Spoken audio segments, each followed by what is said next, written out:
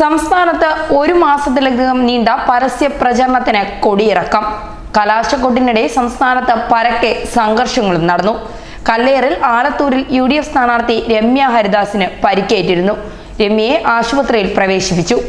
കോൺഗ്രസ് പ്രവർത്തകരുടെ കല്ലേറിൽ Alathur MLA KD പ്രസേനനും പരിക്കേറ്റിരുന്നു. രാഷ്ട്രീയ പാർട്ടികളുടെ നേതൃത്വത്തിൽ പ്രചരണത്തിന്റെ അവസാന മണിക്കൂറുകൾ ആവേശകരമാക്കിയെങ്കിലും വിവിധയിടങ്ങളിൽ സംഘർഷങ്ങളുണ്ടായി. തൊടുപുഴയിൽ സംഘർഷത്തിൽ UDF പ്രവർത്തകർക്ക് പരിക്കേറ്റു. മലപ്പുറത്ത് LDF പ്രവർത്തകരും പോലീസും തമ്മിൽ ഉന്തും തള്ളുമുണ്ടായി.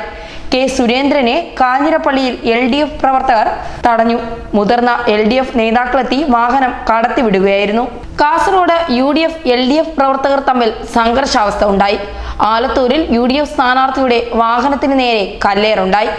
കരുനാഗപ്പള്ളിയിൽ UDF LDF പ്രവർത്തകർ തമ്മിൽ സംഘർഷം ഉണ്ടായതിനെ തുടർന്ന് പോലീസ് ലാത്തി വീശി.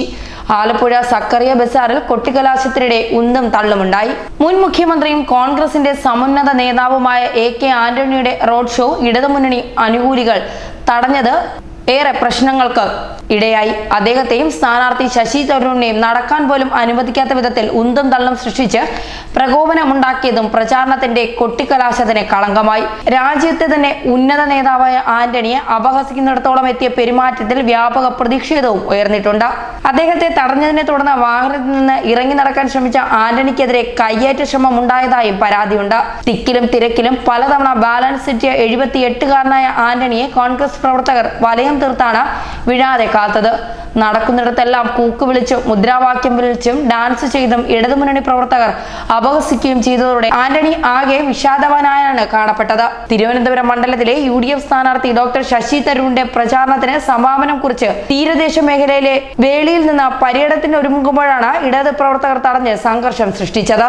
ന്യൂനപക്ഷ സമുദായങ്ങൾ തിങ്ങിപ്പാർക്കുന്ന വേളി, പൂന്തുറ, വലിയതുറ, ഭീമാവള്ളി മേഖലകളിൽ എല്ലാ തിരഞ്ഞെടുപ്പിലും AK ആന്റണിയുടെ റോഡ് ഷോ പതിവാണ്. UDFന് വോട്ടുറപ്പിക്കുന്ന ഫലപ്രദമായ നടപടിയാണ് ഇത് വിലയിരുത്തപ്പെടുന്നത്. എന്നാൽ കഴിഞ്ഞ ദിവസം വൈകിട്ട് 4 മണിയോടെയാണ് AK ആന്റണിയും ശശി തരൂറും വേളി ജംഗ്ഷനിലെ മാധവപുരത്ത് തുറന്ന വാഹനത്തിലെത്തിയത്. അപ്പോഴാണ് LDF പ്രവർത്തകരുടെ സംഘർഷം. ന്യൂസ് ഡെസ്ക് മലയാളി വാർത്ത.